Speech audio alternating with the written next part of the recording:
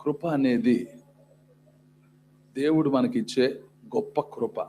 అంటే దాని అర్థం ఏం చెప్పాలంటే, కృప అనే పదానికి నిర్వచనం ఏం చెప్పొచ్చు అంటే, ఒక మహా చక్రవర్తి వచ్చి ఎక్కడో త్రోవ పక్కన కూర్చున్న భిక్షమడుకుని భిక్షగాడికి వచ్చి తన రాజ్యం అంతటిని అర్హత లేని భిక్షగాడికి ఇచ్చేసి వెళ్ళిపోవటమే కృప అంటారు.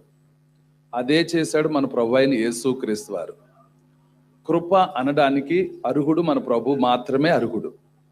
నోవాహు యెహోవా దృష్టి యందు కృప పొందాడు. నోవాకు ఏమైందంటే దేవుని దృష్టి యందు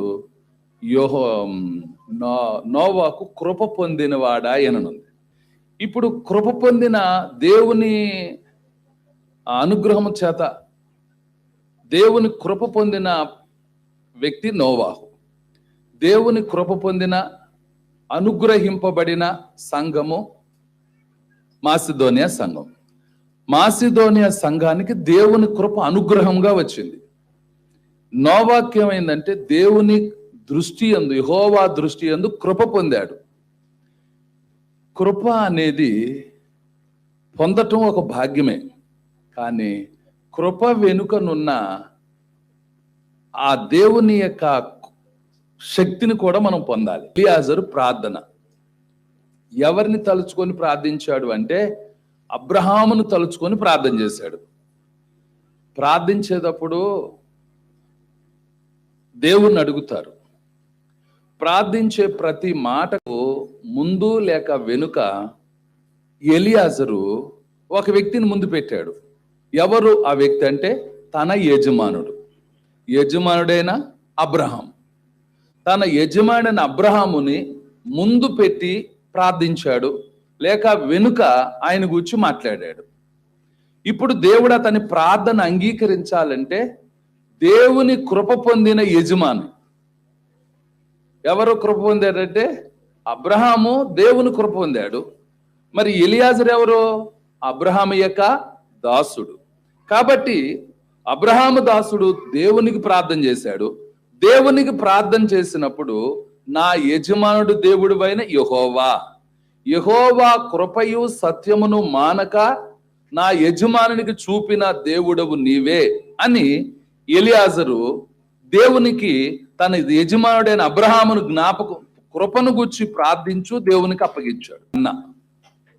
హన్న ఎవరితో చెప్తుంది అంటే, దైవజనుడైన ఏలీ దగ్గరకు వచ్చి, దైవజనుడు ఏలీతో మాట్లాడి వెళ్ళి, నీ దాసురాలని నేను దేవుని కృప పొందుదును గాక అని చెప్పి దైవజనుని దగ్గర సెలవు తీసుకొని వెళ్ళింది హన్న.